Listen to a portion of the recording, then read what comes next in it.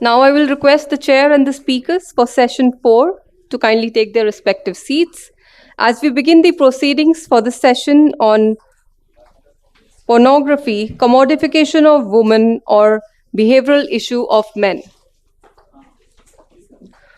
Two of our speakers are joining us online. Dr. Anuradha Ghosh is joining us online due to bad health. I request the chair to please be seated. The chair for this session is Dr. Manoj K Sharma, Professor, National Institute of Mental Health and Neuroscience, Bangalore.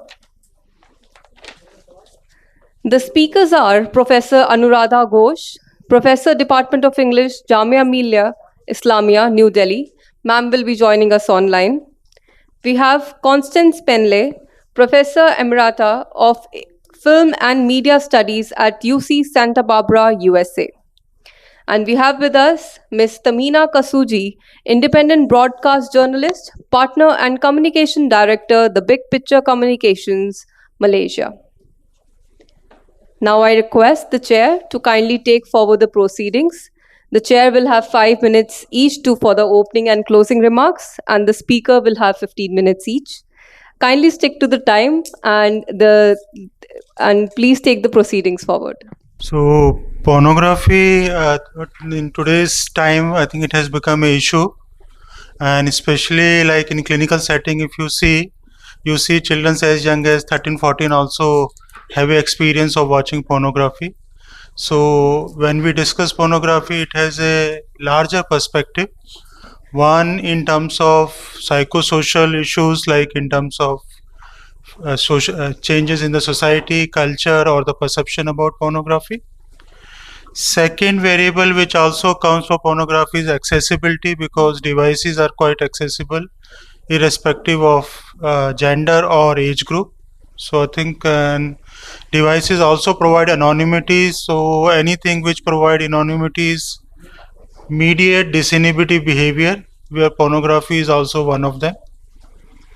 The third thing which also comes up is like in what factors, gender, psychological, or what factors contribute to addictive side of the pornography. Because when we are talking about addictive sides, we are also talking about behavioral side of addiction, and we are also talking about the conditioning of the brain system centers also.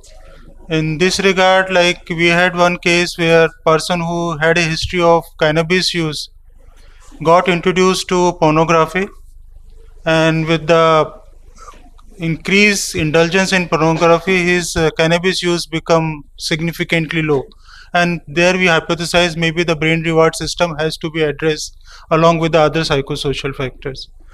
And somewhere now pornography is also has become one mechanism along with other factors where individual factors comes up is like loneliness, boredom, free time. Because nowadays if you see, we come from Bangalore city where most of the ITs are there, and most of the IT fellows are young people. They don't have a much things to do in the evening time, and they feel this is the time to connect, and they somewhere feel pornography also allows them that virtual intimacy, virtual connect, and which makes them a heavy user of pornography.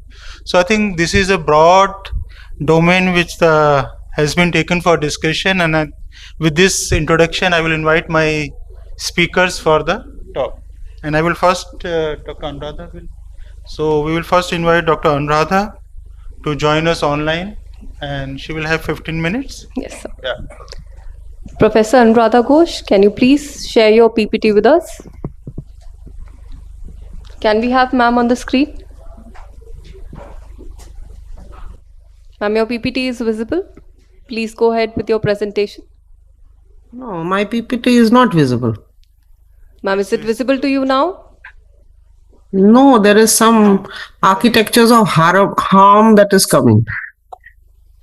Oh, that's the next speaker. Can we have Professor Anuradha Ghosh PPT?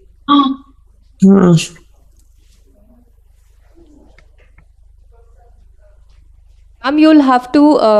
I'll have to share it myself. Yes, ma'am, you have to share it yourself.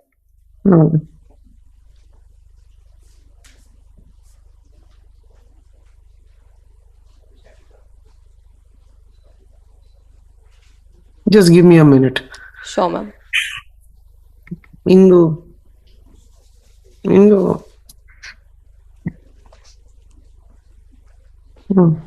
ಈ ಕೊಡೆ.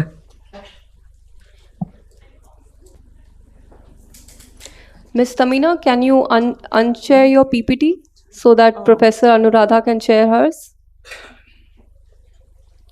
Thank you. So we can go ahead with the next speaker. In the meantime, Professor Anuradha Ghosh and our team will figure out how to share the PPT. Professor Penley, can I ask you to please? Yeah, is the PPT visible now? Is it visible now? Dr. Anuradha, now we will have Professor Constance presentation. And Yeah, once her presentation that's fine, gets over, but I'm saying, is it visible now? we will check and get back to you. Okay, fine. Thank It's you. visible. It's visible. Yeah. Okay, fine. Not here in person. I was so looking forward to seeing them and talking to them. I'm going to just, to save time here, just going to launch right in. Now, let's see. I got it. Okay. So, teaching pornography through a humanities lens, implications for research, pedagogy, and policy. I should say, just before beginning, and I do have this timed, that I am breaking two of my own rules for publicly presenting my work on my research on pornography. The first is that as a film and media studies professor, I always show clips to be able to illustrate my argument, the points in my argument.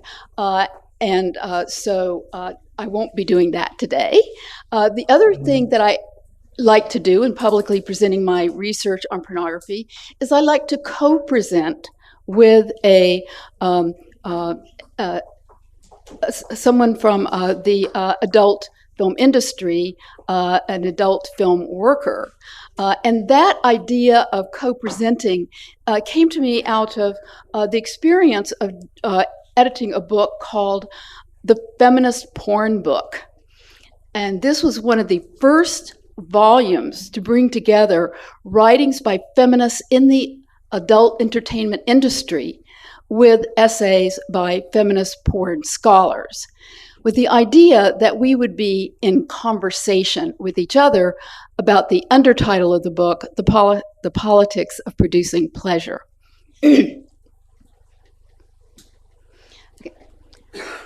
Now, research on pornography typically begins by framing it as a problem, as in the title of this panel, Commodification of Women or Behavioral Issue of Men. That is, as a harm or set of harms that need to be addressed using social or behavioral science methods, especially if it is to contribute meaningfully to policy. I'm here to propose that a humanities and qualitative social science approach can provide richly detailed and nuanced descriptions and explanations of pornographies, always plural, not capital P pornography, because there is no such singular thing, that gives a necessary context or complement to all other forms of research on pornography.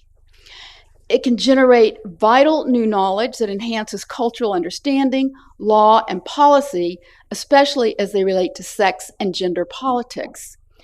Those humanities methods involve close analysis, theory, history, historiography, the creation of histories, and ethnography.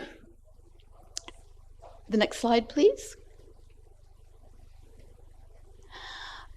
We have a little thing here. It's going. Okay, thank you.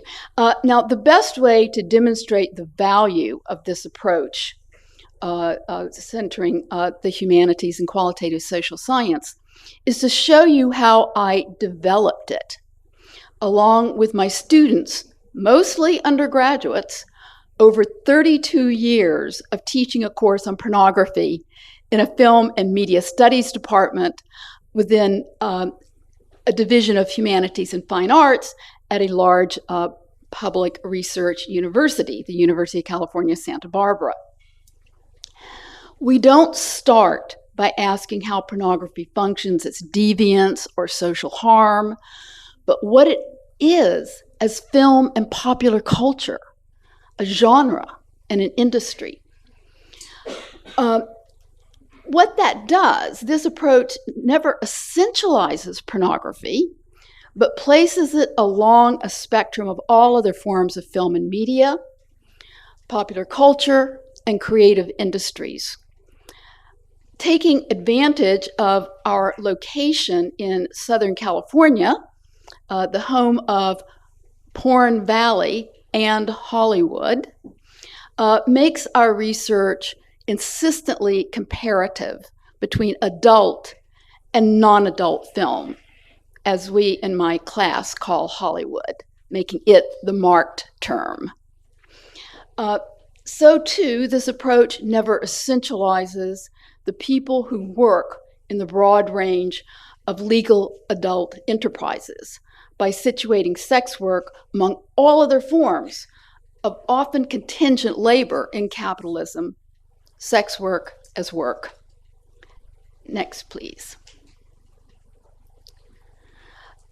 I've amassed considerable resources over the years to support the 3 tracks of the course that you see here. A history of moving image pornographies, a survey of methods for studying pornographies, and an exploration of the contemporary adult industry and its workers. So the resources that I've been able to amass to support the 3 tracks of the course are like this. Our library contains films from the teens through the 2000s to now. We have many 8mm, 16mm, even 35mm prints of sexually explicit films and a climate-controlled archive. With colleagues from the University of Nevada, Las Vegas, we're building the Sexual Entertainment and Economies collection to house as much of the history as we can of films, paraphernalia, and oral histories. The Society for Cinema and Media Studies, our main scholarly organization, its adult film history scholarly interest group now includes nearly 300 professors and graduate students. Let's go to the next slide for more on the history and methods tracks. Okay, working in teams, the students do a collective reading, analysis, and reporting on these 2 books. The first book, What Do We Know About the Effects of Pornography After 50 Years of Academic Research, presents the largest cross-disciplinary report on research across the humanities and social sciences about the relationship between pornography and its consumers. This project was years in the making. It offers a critical overview of methods and resulting conclusions across the various and politically diverse academic disciplines. For example, the project surveyed all the methods used to make an argument for porn addiction and showed there was no substantive, credible research supporting an addiction model based on a chemical model. The project also surveyed the scant literature on the benefits of pornography to sexual health, concluding that this is a neglected area. The Pornography Wars, the second book that we collectively read and analyze together, The Pornography Wars, the Past, Present, and Future of America's Obscene Obsession, is the most comprehensive history of American pornography. Now, the author, Kelsey Burke, was raised as a Christian fundamentalist who writes with knowledge and sympathy about the Christian anti-porn position's logic while questioning it in the light of an increasingly developed body of scholarly research. Next, please. I could never have imagined when I started teaching the class in 1993 that we would now have such a significant body of literature on pornography, including many monographs in our first international interdisciplinary Journal of Porn Studies, a tremendous resource for the students, especially in its focus on theoretical approaches, methodology, and research ethics. My film and media students have experience studying and using as resources industry trade magazines such as Variety and Broadcasting and Cable. Now, they do the same with the leading adult industry trade journals listed here, XBiz and AVN. For example, one of the students' first assignments in the class is to do a close reading, comparing and contrasting that month's issue of comparing and contrasting every aspect of AVN and XBiz from its articles to its ads. They returned from that assignment saying, we knew it was a business.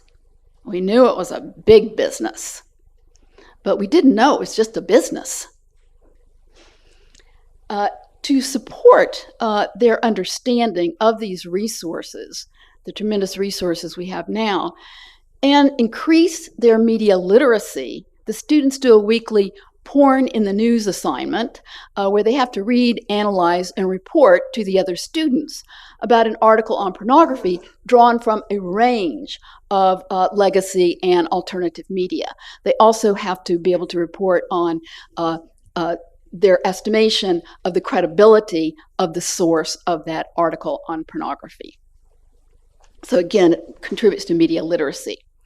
Now, over the years, the class has been able to benefit from our proximity to the adult entertainment industry centers in California and regionally, and the generosity of its experts and practitioners to share their wide-ranging wisdom and experience. Teams of students are randomly assigned to a guest from the industry. Here you can see the guests that were the guests for last spring's course. Oh, 5? Okay, got it. They research them, present their research to the other students before the guests visit, interview the guest on stage, followed by a Q&A, and then take them to lunch to thank them and carry on the conversation. Now here you can see the range of creators, business and technology leaders, sex educators, sex workers, and sex worker rights advocates, attorneys, and policy analysts who visited the class last spring. They all do it on their own dime to give back to education. However, I always pay the sex workers and the indie queer producers. Now, to show my commitment to diversity, I included 2 cisgendered, straight or straightish white males among the guests. Although it is always hard to pick a favorite, my students treasured the chance to interview and have conversation with the fantastically talented and accomplished Ariel Demure, the multiple award-winning trans performer of the year, especially in the time of such anti-trans backlash and repression. And they also very much appreciated our first Arab performer, Sarah Arabic. Next slide, please. Another key resource for the class is the Free Speech Coalition, the Adult Industry Trade Association, and its website. However, because the Free Speech Coalition represents the interests of all its workers, from cammers to studio heads, key grips to tech firm leaders, it functions more like a union than a management organization. I'm proud to be the first academic elected to the board of directors of the Free Speech Coalition. You can see me there on the 3rd row. Because of my experience and willingness to offer a critical voice within and without the industry on its mission and key concerns. Those concerns, as you can see, include the fight for a safer online experience for everyone by developing the technologies, policies, and institutions to ensure it. No one has a bigger stake in this project of online safety from both an ethical and business perspective than the adult industry, which is, after all, a legal industry in the US and wants to stay that way. Next, please. My class changes every year depending on the state of scholarly literature available to us. And Professor Jacobson, next part might be very triggering for you, coming from America. Okay, and so it changes every year depending on the state of scholarly literature available to us, what's going on in the industry, and what's going on in the political world. This year's class had to respond to the overwhelming presence of Project 2025, the ultra-right Christian nationalist manifesto that is now guiding the demolition of our rights and government and civic institutions as they relate to gender and sexuality, and much more. We now know who that president is, whose administration is devoted to completely ridding our culture, laws, and civic institutions of everything to do with sexual orientation and gender identity and diversity, equity, and inclusion, all in the perverse name of protecting our First Amendment rights. Yes, I do. And I forgot to ask you, can I say fuck? No? Okay, never mind that. The title of this year's class at the top of the syllabus was Expletive. This is the Expletive Project 2025 edition of the class. Okay, so we used the research knowledge we gained in the 3 tracks of history, method, and ethnography to challenge the hugely capacious, contentious definition of capital P pornography found in the foreword to Project 2025. That calls from deleting the terms and existence of sexual orientation and gender identity, as well as DEI from every aspect of government and civic institutions. This is the very last part. I'm gratified that my students also gain the critical knowledge to refute Project 2025's definition of a capital P pornography that would eliminate any form of sexuality and gender identity that Christian white male nationalists disapprove of. So you can see the capacious definition, which starts off with calling pornography transgender ideology, as you know, among everything that it's going to include in it. Now, it wants to completely ban pornography in the U.S. And if it is banned, completely outlawed, also educators like me will be forced to register as a sex offender for purveying pornography. My students were completely horrified by this. So let's hope that my having already offended for 32 years will give our authoritarian federal administration some pause. Thank you for letting me tell you about my class and its students in our effort to find the methods to create the kinds of new knowledge we need in these sexually and otherwise perilous times. Thank you.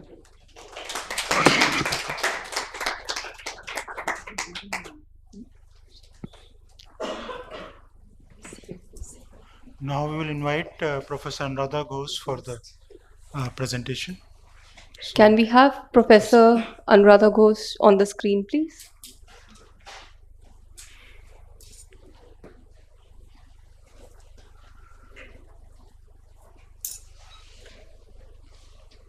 We can see your slides.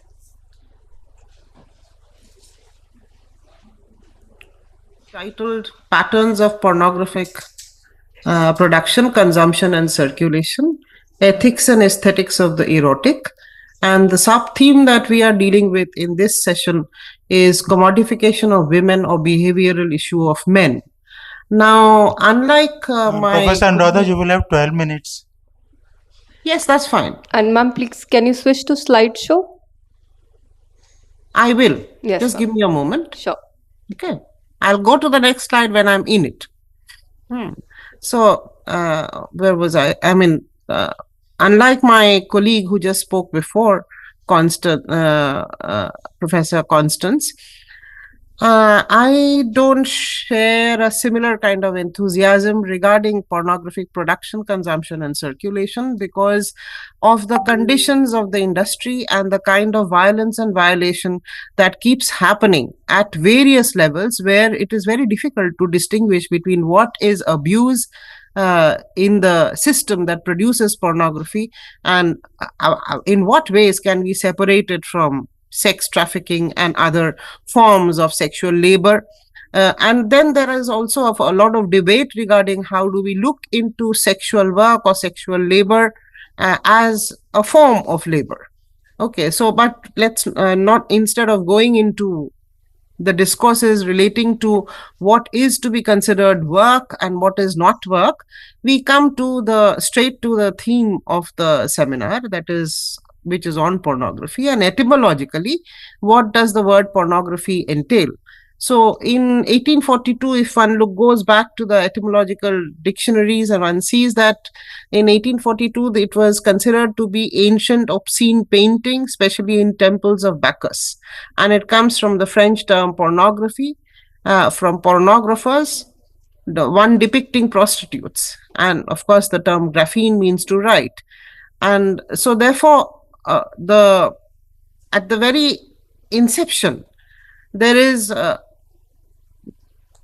the whole idea is about the sale and purchase of human beings, primarily women, for sex trade. So, and graphy, of course, it's the process of writing or recording, and there are different kinds of writings on pornography. Certain things which are considered as classics in pornography or classics in erotic literature, and again the difference between what is classic in erotic literature and what is not so classic becomes a problem. Now, the third area that I kind of share concerns about is the intersections that pornography may share with the art of the erotic, and how the notion of desire, the notion of obscenity, the notion of gaze, the notion of consent, the notion of ethics, aesthetics, all go on to construct the art of the erotic. For instance, I mean, I belong to if you look at the art and architecture, the temple art and architecture, whether it is the Sun Temple Konark or it is the Khajuraho, we find that there is a celebration of the union of the male and the female principle. Now, this celebration which one sees in the Hindu tantras or in the Buddhist tantras or in the forms of Shaiva Shakti worship and in the larger Shama Bhakti cult of Bengal, then one finds that it is very integrally linked to something which is core to fertility rights and other kinds of allied kind of rights, which is associated with production and agrarian systems of production, where it is a way of mimicking, through worship, it is a way of mimicking the entire practice of facilitating or fostering creativity or production to happen. So bounty and blessedness of nature is invited through these different forms. Now, of course, one cannot really look into those aspects of depiction as being a vulgar depiction of the body. So there is a difference between vulgarization of representation for the purpose of making excessive whatever is not, whatever could have been probably better contained and restrained in a certain way in the manner of depiction, then it would fall within the genre of, say, romance or literatures of love, etc., etc. But the moment you are entering a domain which is pornography and you are looking into sexual practices which are not within the mainstream practices of life, but it has to be done on the sly. So whatever, I mean, there is a lot of sanctions imposed on it, and it has been culturally imposed. These sanctions have been culturally imposed from times immemorial, as far as one can think of. So whether you think of the legends of Tiresias of ancient Greece, or you think of our own legends, we do come across the different kinds of gray areas where the erotic, the notion of the erotic and the notion of vulgarizing the erotic kind of intermingle, where one questions whether obscenity is supposed to be considered as an exaggerated form and thereby an art in itself. So with that, I come to certain key issues. Then what are the patterns of pornography production, consumption and circulation that we have in place? It's a billion-dollar industry globally. And maybe there are certain laws and systems in place within the urban metropolis the world over, but it is not a very protected industry otherwise. The industry more or less has a informal kind of a character, where we do hear of abductions, we do hear of forcible conversion into human trafficking and sex trafficking, and pushing them into pornographic, the business of pornography production, are all linked in one way or the other. The second question is that the notions of ethics and aesthetics that are deployed to foreground the erotics in literature, cinema, and the allied arts. Now, in this case, I have in mind, for instance, in the Hindi mainstream cinema that we have, or which is popularly known as Bollywood productions. So we had there was a time, for instance, the courtesan genre was a very elevated kind of a genre. And if you look at the productions of film like Umrao Jan Ada, there are as many as 3 adaptations of it. If you look at the adaptations of Devdas, which has the good woman and the bad woman, both there, the prostitute and the good wife, but just by virtue of being a prostitute, it doesn't mean that you become a bad woman. So you have, it is based on the story of Sharat Chandra Chattopadhyay, who was a leading luminary among the Bengal novelists. And you have that in Devdas. One core metaphor which is used is that during the Durga Puja festival, you cannot have the place sanctified unless and until you are able to get a handful of soil from the angan, which is the courtyard of a prostitute's house. So that is how, in Paro's house, that is her in-laws' house, the woman that Devdas wanted to marry but could not. So she is married off to an elderly person, and in her house there would be this Durga Puja celebrations, and in order to have the celebrations they needed Dr. Anuradha, you have another 5 minutes. Yeah, soil from the courtyard of a prostitute, and they go to Chandramukhi's house, and Chandramukhi is the other woman that you see in the story. So now you find that there is a way in which the courtesan or the prostitute there are attempts to bring them back into the mainstream of society and living. And Sharat Chandra's examples have a lot of characters which are primary, important women protagonists all through in the novel Shrikant and others. So it deals with how one is going to address the women's question and what is the role of women in society. If the role is always going to be a secondary role sanctioned by the institution of marriage, then what happens to those women who are outside the pale of marriage? Okay. And they survive, but what happens to their children? So you have Qazi Nazrul Islam questioning this by saying that, those whose children are called bastards, one should be questioning not their mothers, but their fathers as to why they could not give them their name. So this, and the next question, is how one structures the principles of, how does pornographic production structure principles of voyeurism, because it's not only what you see, okay, it's not only the scopophilic drive that makes you see a certain kind of a depiction on screen or a depiction that you imagine when you read in literature. But it has implications, social, psychological implications, when commodification of sexualities and desires become the goods that one exchanges in the marketplace. Sorry.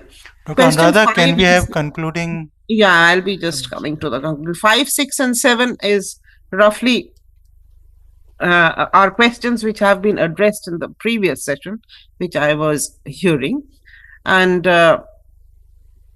we come to the final 2 slides, that is, when we are looking at pornography and when we are looking at whether it is something to do with behavioral issue of men or not, we must remember that there is an increase in number of women who are accessing pornographic sites on the internet. There are also children and young adults who are accessing pornographic themes, some games, and that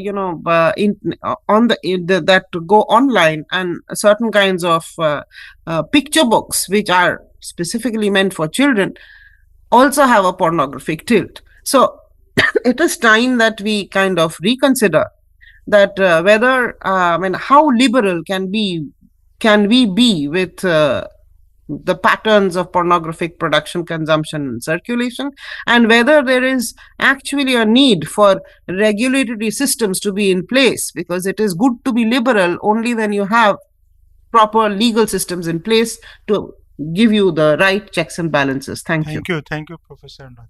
Thank you. So now we will have Ms. Tehmima's presentation. Whether we can have slides. I request Professor Anuradha Ghosh to please stop sharing your slides so that Ms. Tehmina can take over her slides.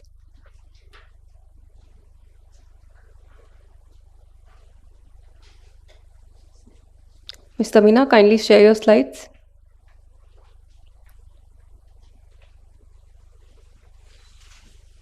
We can see your slides. Please go forward. Yes. Thank you all very much. Very good afternoon and good evening from Kuala Lumpur.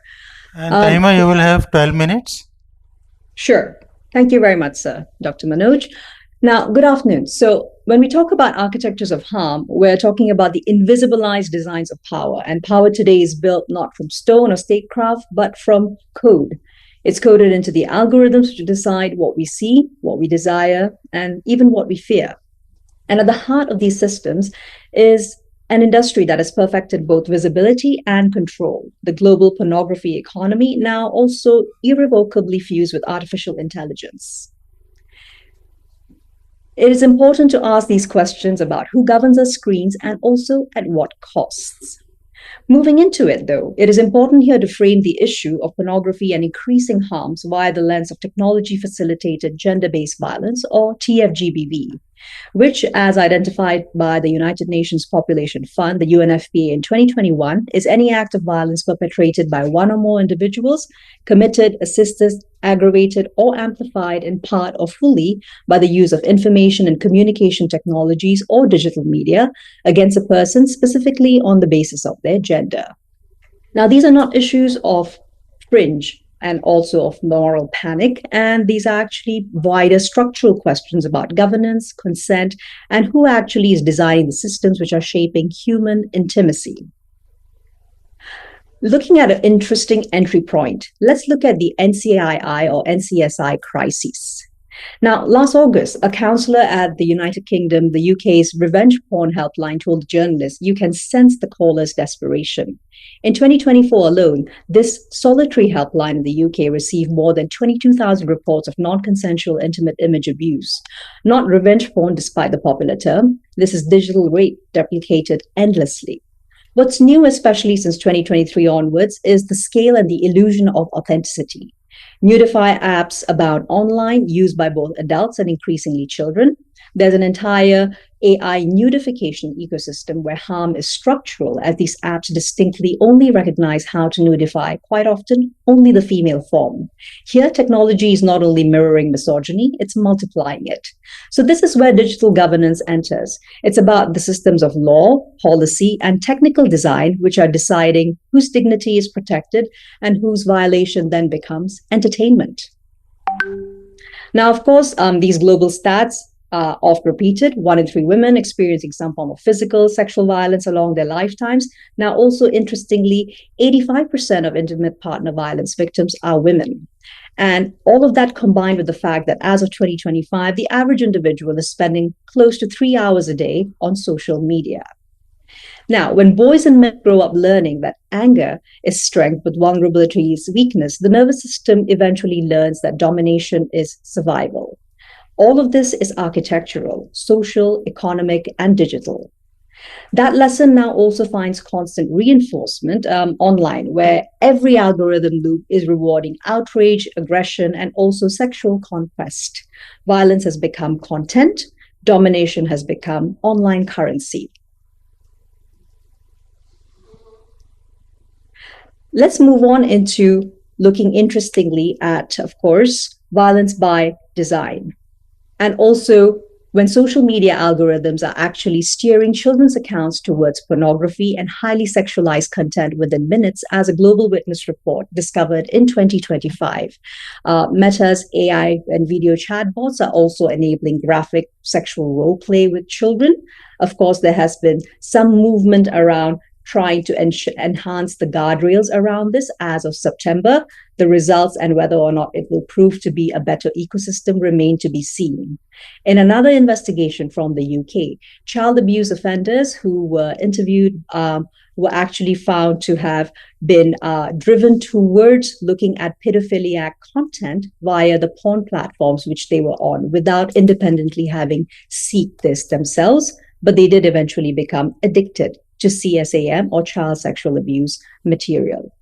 So clearly, platforms aren't reflecting demand, they're manufacturing it. Moving along from there into synthetic intimacy and AI girlfriends and this current rise of this. These are basically large language models or LLM chatbots built on porn dialogue datasets, which are then marketed as emotional support for men. They offer validation without reciprocity, intimacy without equality. These algorithms reward dominance and possessiveness as connection. In essence, the AI girlfriend is the substitute for personalized pornography, a machine that trains humans to equate control with affection, and a companion designed not to feel, but to obey. So this is clearly where the personal becomes political, and the political also becomes programmable. Of course, with the rise of social media and we move in from looking at fantasy, whereby BDSM, animate, bondage imagery also tends to dominate youth fashion and digital avatars, also, of course, used by children who are not yet of legal age. There are also incredibly popular vertical romance dramas. These are particularly from China. There's apps like DramaBox, Good Short, and these 60-second subscription-based mini videos basically package sexual coercion and violence as entertainment, consumed largely by teenage girls with very heavy pornographic tropes along most storylines. These apps see about 150 million active users monthly, more than even traditional streaming platforms like Hulu, Paramount Plus, etc. So clearly, tech and fashion industries are also commercializing objectification as cultural aspiration. A flashpoint from Malaysia in July this year, a Malaysian man was sentenced to 20 years in prison for killing his pregnant wife, a doctor, during what headlines described as rough sex. Now, that phrase sanitizes the truth. It was homicide scripted by pornography tropes, which normalize strangulation as choking, or the even more sanitized term, breath play. Pornography have another 5 minutes. Not only models, but also legitimizes male violence against women. Thank you, sir. Well noted. It provides choreography, language, and ultimately the fantasy colonizes reality. Moving, of course, into a couple of global cases of TFGBV. In France, we had a global spotlight on the Gisèle Pelicot case, she was drugged by her husband, raped by him and dozens of men over years. Her daughter later revealed online porn networks facilitated this abuse. In Italy, the Mia Mogli Facebook group with over 32,000 men exchanging sexual photos of their wives. In India, quite recently in the news, Telegram groups which were sharing AI-generated nudes of women filmed in public, quote unquote. So very different countries, clearly, but same architecture. So this is no longer isolated deviance per se. It's a globalized market of commodification facilitated via entrenched misogyny, male violence, and becoming clearly a marketplace where misogyny travels via metadata. Looking very quickly at deepfakes and the erosion of consent, 96 to 98% of deepfakes are pornographic in nature. There's a disproportionate targeting, particularly of celebrities, and especially those from South Korea. OpenAI's Sora 2 video generator, which was only released exactly a week ago, is already being used largely to create explicit AI fakes, especially of celebrities. So consent can clearly not exist where replication is limitless. So there is a clear digital economy of exploitation. And this in particularly is actually occurring in the case of those who are younger and younger as time moves on. In Spain, 12-year-olds see OnlyFans as a viable career path. In Malaysia, a 12-year-old girl sold explicit photos of herself and her friends on WhatsApp, a group populated by almost 800 adult men. A 15-year-old used Telegram for paid sex. In the US, the FBI linked over 20 teen suicides of boys across 18 months to sextortion scams. What connects these dots is infrastructure. Now, pornography is clearly no longer about just private porn consumption habits. It's a global digital economy worth tens of billions of dollars flowing through legitimate ad networks and payment gateways. So harm has been financialized.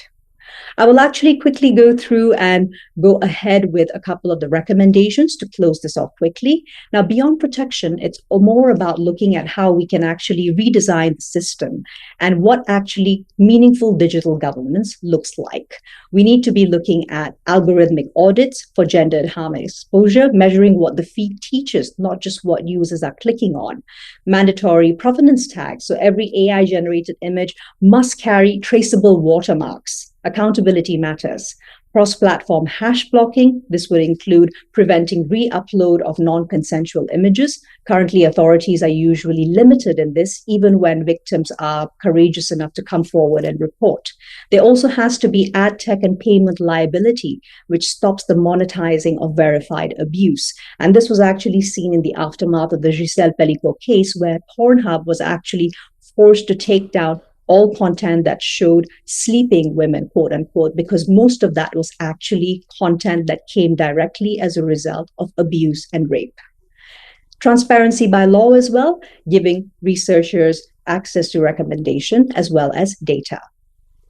Right. Now, there's a lot more to be said, but considering that we do not have all that much time, I would like to just end off with some closing reflections on rewriting this code of power. And when it comes down to looking at teaching consent in classrooms, we cannot do this while our institutions remain domination-based online as well as off. The feminist lens of digital governance looks towards holding platforms liable for amplifying abuse, holding states liable for underregulation, and also holding men as consumers, creators, and policymakers accountable for structures of harm that they will be upholding. Pornography and AI are mirrors, but these mirrors can also be redesigned. An equitable digital future demands of us now, at this very crucial time in 2025, transparency over secrecy in what we're seeing from algorithms, justice over speed and content removal, and looking at repair over just silence for all survivors, and also transformation over mere tokenistic reform for men and systems alike. The work ahead is not about censorship. I would like to emphasize it is about looking at re-engineering consent across every layer of our digital and political architectures. Thank you very much. Terima kasih. That will be all from me. Back to you, sir, Dr. Manoj. So now I think we had presentations from all the three speakers. So I think before we take up the questions, I think I can summarize the content. Like the focus was initial from the first session was more on understanding the pornography from the psychosocial perspective, from the cultural perspective, as well as to build up research also. I think whatever the knowledge we have, it's very limited. I think we should need more quantitative and qualitative knowledge about pornography and its dysfunctional impact also. And secondly, then I think the understanding also comes, where are we going to draw a line between pornography and the sex, and the way the expression of sexuality and the pornography happens off. So that again is a matter of exploration which has to be studied across culture.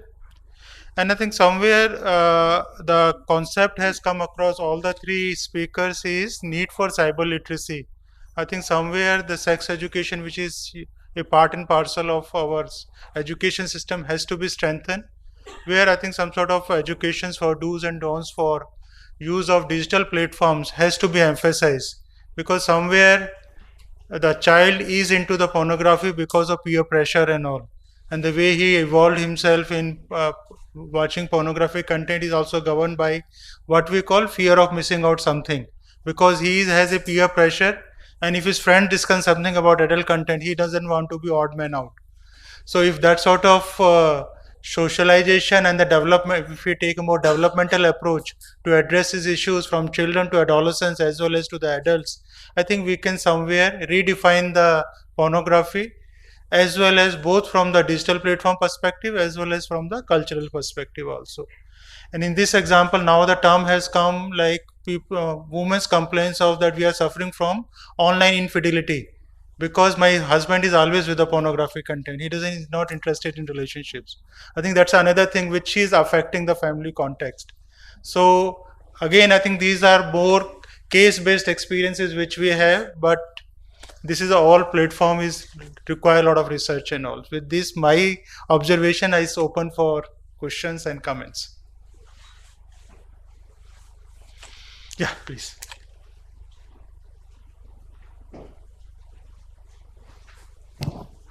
My question is for Professor Constance Penley. What is your take on Andrea Dworkin and Catherine McKinnon's position on pornography as inherently violent and the distinction that they make between pornography and erotica? Thank you. Thank you. There's a lot in that. You're referring to the shape that the feminist anti-porn movement took in the 1980s and 90s, which legal scholar Catherine McKinnon and artist and novelist Andrea Dworkin decided that one way to be able to fight pornography, to ban it essentially, was to argue for it as a civil rights a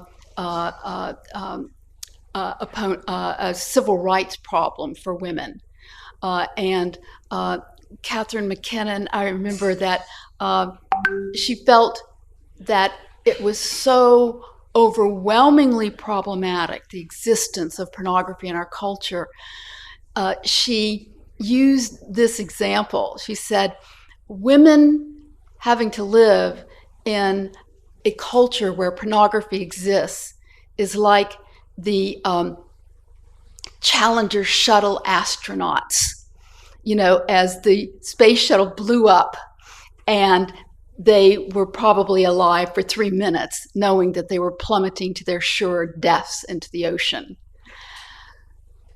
So that's, you know, that take on pornography as the key, the central thing that was oppressing and suppressing women and our agents in our culture, took on a great deal of force. I mean, for a while it became, you know, especially with the media, much preferring to foster a perception of feminism, as a new public hygiene or temperance movement. So this kind of fed into that. I felt that there was a great deal of difficulty with that complete fusion of feminism and the anti-porn movement. And it also had the serious effects. I mean, one of the ones that was considered the most serious effects was that what would be swept up, in their anti-porn, they're wanting to legislate it out of existence, was any other forms of sexual expression, largely that of gay, lesbian, and minority pornography. So that was actually one of my biggest objections to it, that it swept up too much. And I think one of the things that I find is that one of our biggest problems in thinking about pornography and what it means to people and what we're going to do about it is that when people that's why I refuse to use a capital P pornography as if it's a singular thing. But what we do with that, it's not singular at all. People try to cram everything into it, including sex trafficking, including child sexual abuse materials, including the creation using AI to create or creating deep fakes. In other words, all of that is pornography. And then on the other hand, the example that I presented at the end with and I will say the word, the Trump administration's and Project 2025's effort to fully eradicate pornography, its very first definition of what is pornographic is transgender ideology, but also abortion, sex education, everything having to do with that. So that's what I attempt to do in this experiment, this grand experiment of, before we talk about it, what would it be to give a historical, industrial, media account of what it is, so we can have a kind of baseline description and explanation, and then we can start talking about, our opinions on it, what we need to do about it. Thank you. We can have one more quick question.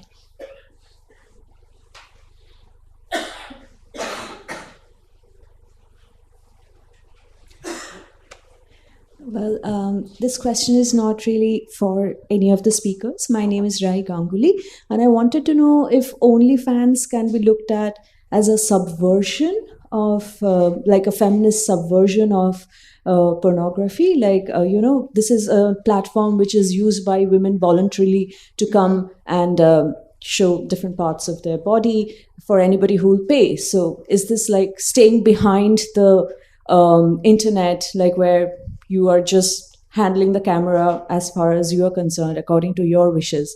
Is it like subverting this whole genre? Or also, like, there's a rise of incel culture where male loneliness is supposed to have risen by 40%.